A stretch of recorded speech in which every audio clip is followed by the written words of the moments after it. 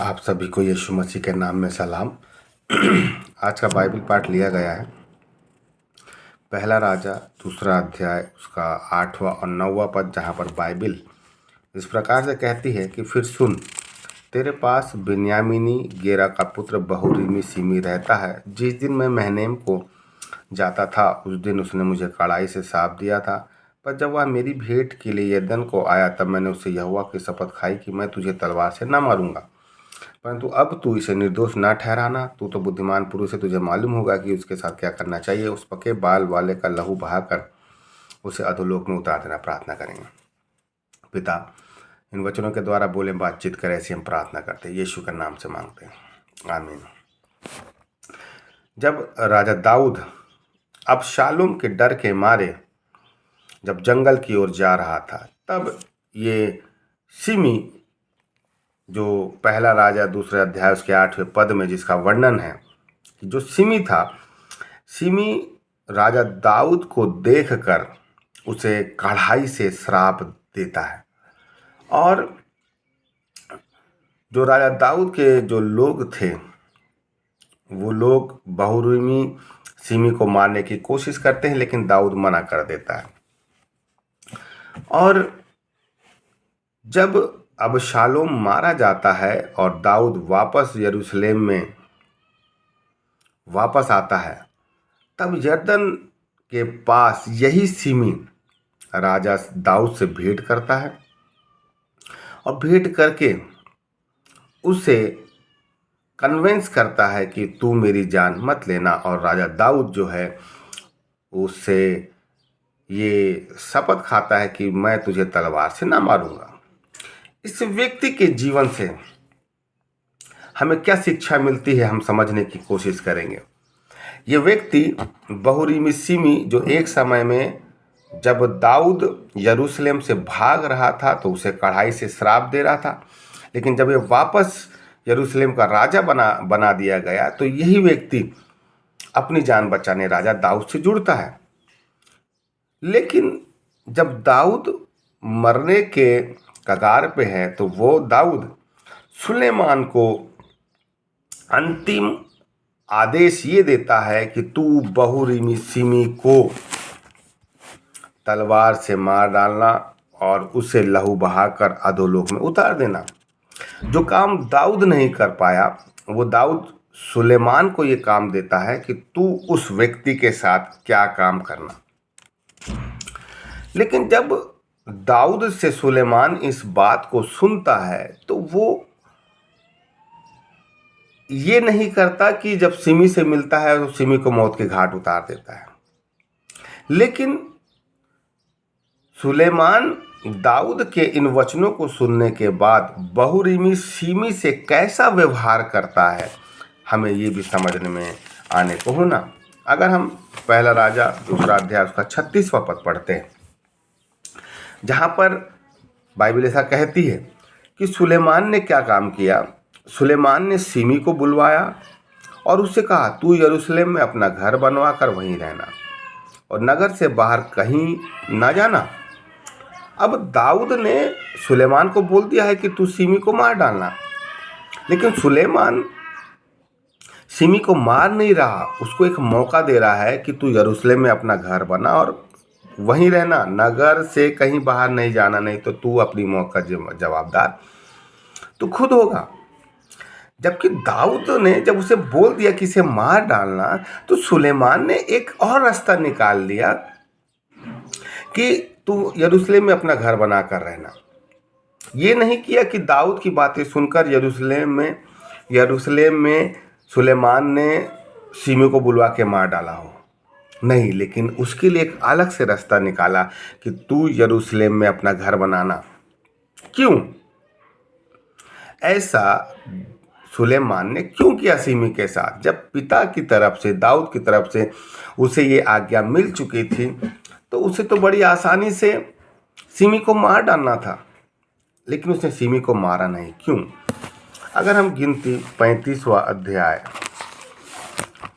और उसका 26वां पद हम पढ़ते हैं, यहाँ बाइबल इस प्रकार कहती है, परंतु यदि वह खूनी उस शरण नगर की सीमा से जिसमें वह भाग गया हो बाहर निकलकर और कहीं जाए, और लहू का बदला लेने वाला उसको शरण नगर की सीमा के बाहर कहीं पाकर मार डाले, तो वह लहू बहाने का दोषी न ठहरे। व्यवस्था में लिखा हुआ है कि जब कोई व्यक्ति खून बहाए, मर्डर करे, तो वह व्यक्ति जो है शरण नगर में भाग जाए और वहीं रहे। लेकिन यदि वह उस शरण नगर में जाकर कुछ समय रहकर फिर कहीं बाहर निकल जाए और वो व्यक्ति उसे पा जाए, तो वो उसे क्या कर सकता है? मार सकता है। तो सुलेमान व्यवस्था को पढ़ा, व्यवस्था को समझा, और जब दाऊद ने उसे सीमी को मारने का आदेश दिया, तो सुलेमान ने केवल दाऊद के वचनों को लेकर एज इट इज वैसा का वैसा नहीं किया। दाऊद के उस अंतिम आदेश पर उसने व्यवस्था से उसकी तुलना करी कि मेरे पिता ने ये बोला है, लेकिन इस संदर्भ में व्यवस्था मुझे क्या बोलती है।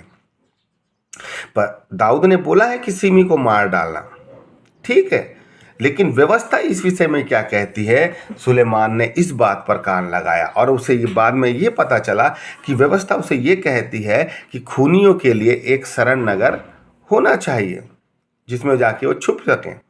लेकिन यदि वो उस शरण नगर को छोड़ के कहीं बाहर जाए, तो वो उसे मार डालो और उस खून का बदला उसी के सर पे होगा।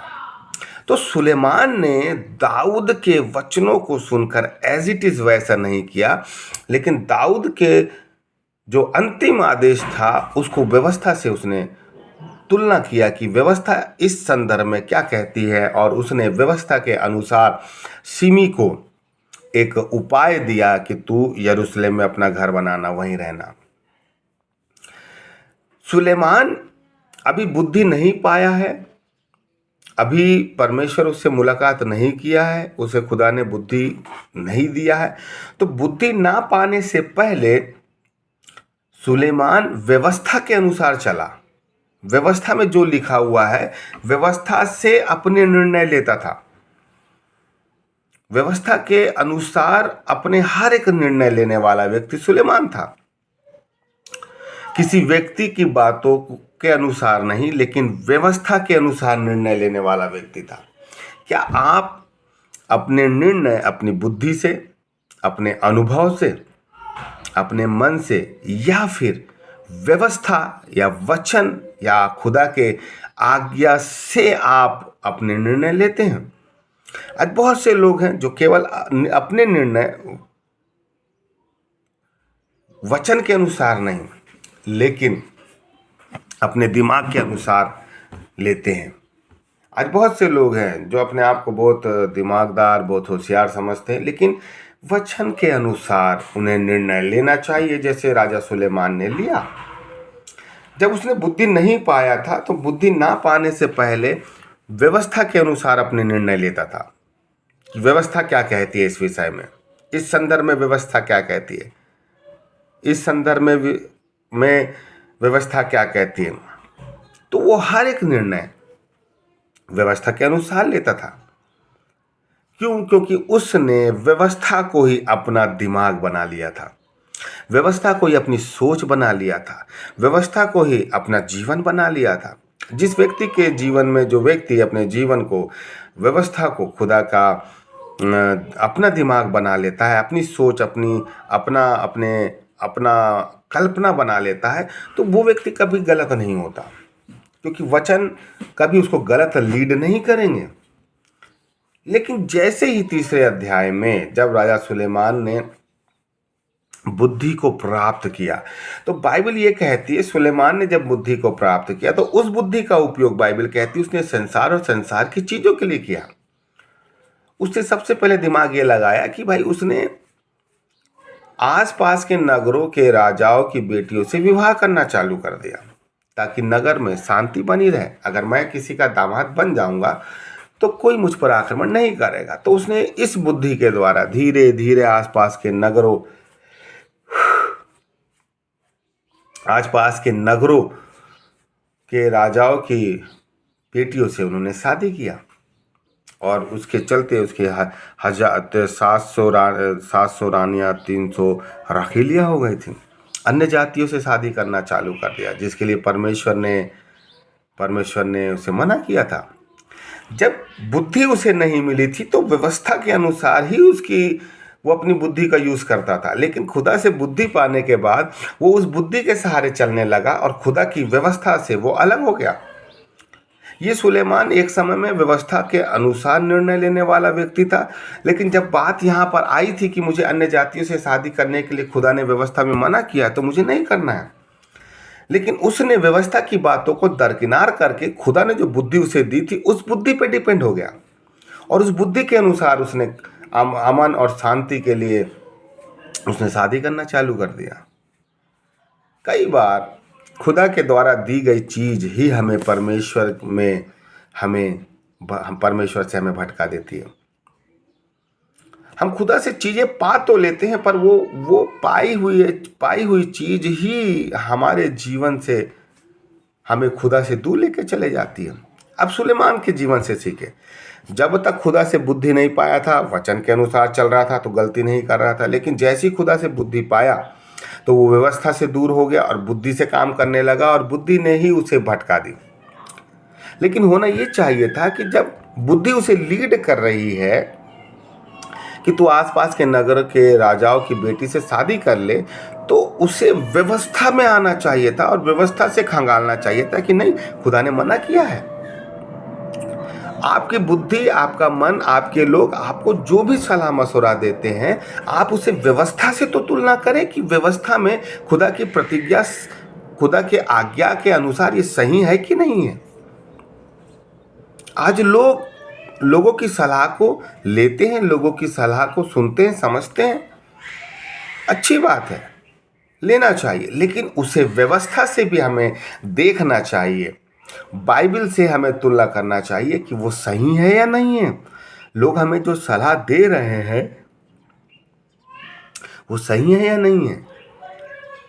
आज बहुत से लोगों के भटकने का कारण ये है, या तो उन्होंने लोगों से सलाह लिया जिन लोगों ने उन्हें गलत सलाह दिया, या उनकी बुद्धि उन्हें जो सलाह देती थी वो गलत देती थी, उनके अनुभव जो सलाह देते थे वो गलत देते थे, जिसके चलते वो भटक गए।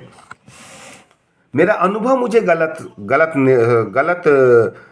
निर्णय लेने में मजबूर कर सकता है, मेरी बुद्धि मुझे गलत निर्णय लेने में मजबूर कर सकती है, पर व्यवस्था, बाइबल आपको कभी भी गलत निर्णय लेने नहीं देगी।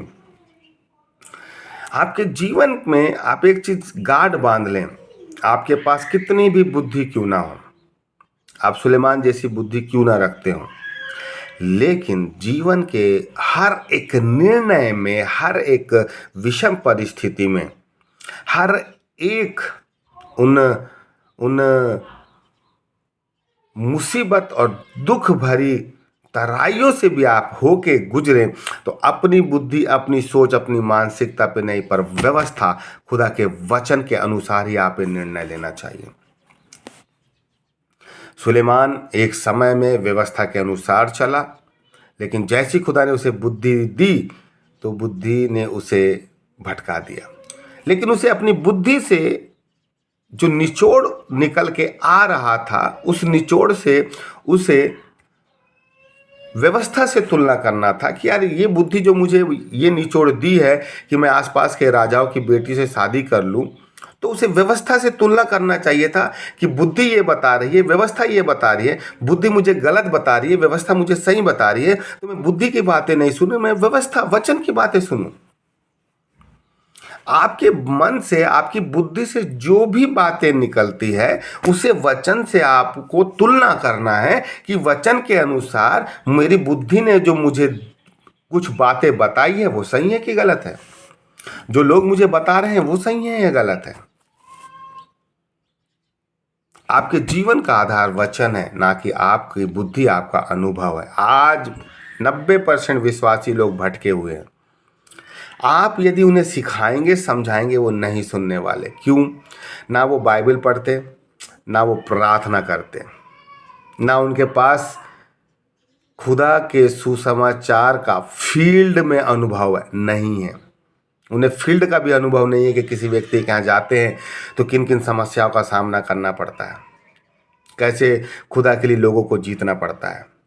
आपको कोई अनुभव नहीं है, ना आप बाइबल पढ़ रहे हैं, ना आप प्रार्थना कर रहे हैं, ना आपको सुसमाचार के फील्ड का अनुभव है। तो आप तुलना करें कि आपके पास जब कुछ नहीं है तो आपके दिमाग में जो चीज़ आएगी, जब आप समस्या में पढ़ोगे तो आपके दिमाग में जो चीज़ आएगी वो चीज़ कैसे आएगी? ना वचन, ना प्रार्थना, ना अनुभव। तो आपके दिमाग में जो चीज़ें आएगी वो कैसी आएगी? वो तो कुछ भी आएगी, कुछ भी गलत सलत आएगी। लेकिन फिर भी हमारा दिमाग जो हमें बताता है, हमें लगता है कि हमें सही अगुवाई हुई है, हम सही सही काम कर रहे हैं, और यही चीज़ हमें खुदा से दूर लेके चले जाती है।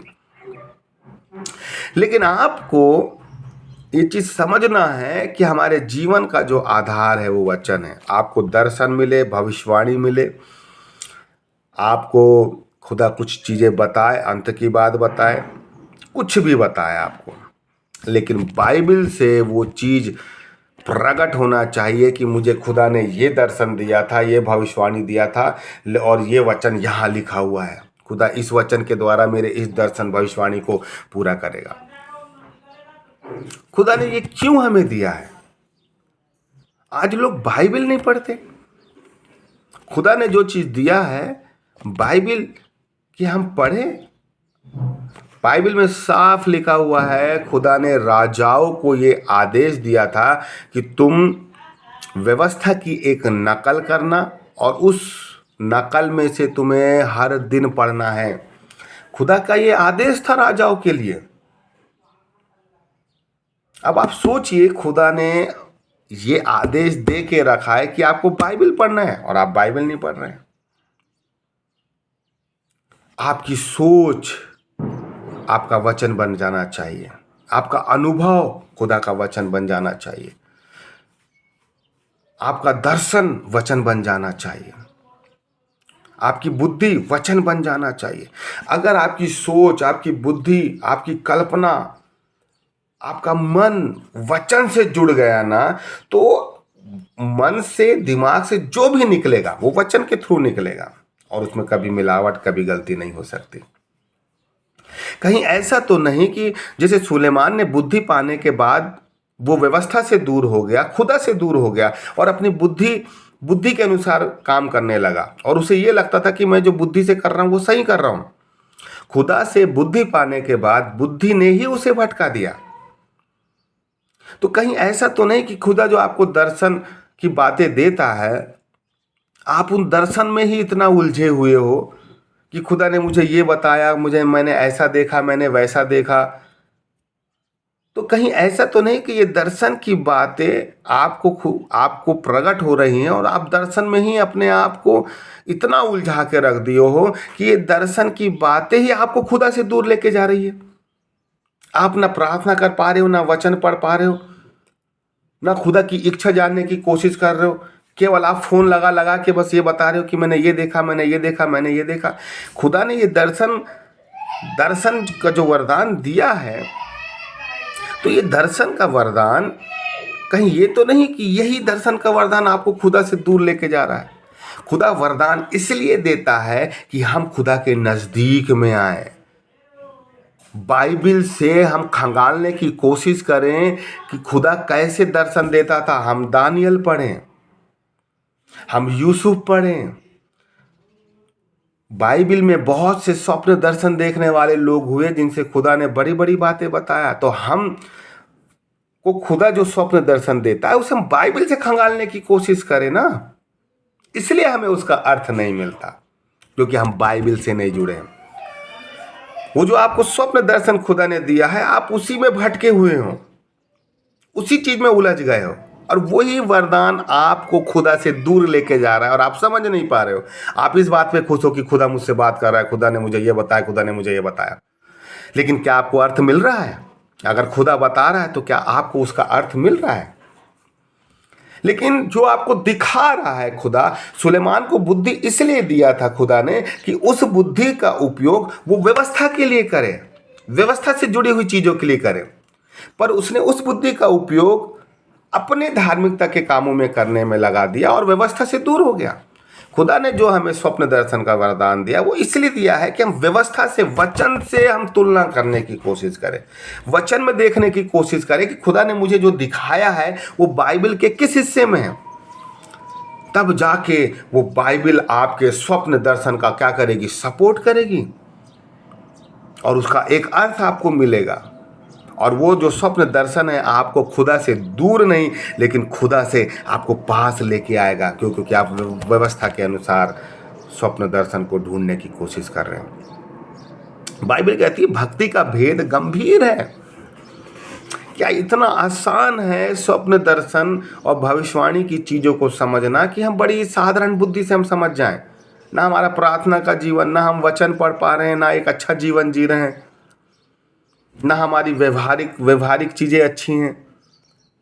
तो क्या आपको लगता है कि जब ना हमारा व्यवहारिक जीवन अच्छा है, लोगों के साथ मेरे संबंध अच्छे नहीं है, ना मैं बाइबल पढ़ रहा हूँ और खुदा मुझे अगर कुछ दिखा रहा है तो अर्थ क्यों नहीं मिल रहा? इसीलिए अर्थ नहीं मिल रहा क्योंकि कहीं ना कहीं दिक्कत है, इसलिए हमें अर्थ नहीं मिल रहा। लेकिन वो स्वप्न दर्शन खुदा इसलिए दिया है हम उसे बाइबल से ढूंढने की कोशिश करें, ताकि बाइबल हमें उसका एक अर्थ बताए और उस स्वप्न दर्शन का मेरे या मेरे लोगों के लिए कहाँ पर वो दर्शन काम करने वाला है वो हमें पता चल सके। सुलेमान को वो बुद्धि पाने के बाद सुलेमान भटक गया मेरे प्रियो, लेकिन जब तक वचन से जुड़ा हुआ था तो लोगों की बातों पे, अपने पिता की बातों पर विश्वास नहीं करता था, लेकिन वो वचन के अनुसार काम करने वाला व्यक्ति था। लेकिन जैसी बुद्धि पाया तो उसने उस बुद्धि को आधार बना लिया और वचन से दूर हो गया और बुद्धि के अनुसार वो काम करता चला गया। कहीं ऐसा तो नहीं कि हम व्यवस्था से, वचन से दूर होते जा रहे हैं? वचन हमें क्या बता रहा है हम उसको नहीं समझ पा रहे हैं, और खुदा ने जो हमें वरदान दिया है वही वरदान के द्वारा हम काम करते जा रहे हैं और परमेश्वर के वचन से हम दूर होते चले जा रहे हैं। आज 90% लोग यही काम कर रहे हैं, वचन से दूर हो चुके हैं और खुदा ने जो तोड़े दिए ना उन तोड़े को ही अपना आधार बना लिए हैं और वो तोड़ों ने ही उनको भटका दिया है। लेकिन खुदा एक बार फिर से बोल रहा है, मेरी व्यवस्था से जुड़ो, मेरे वचन से जुड़ो। जैसे उस जमाने में राजा लोग व्यवस्था की एक नकल करके उसे एक कॉपी बना लेते थे और उसे पढ़ते थे कि क्या लिखा है, कहाँ क्या लिखा हुआ है।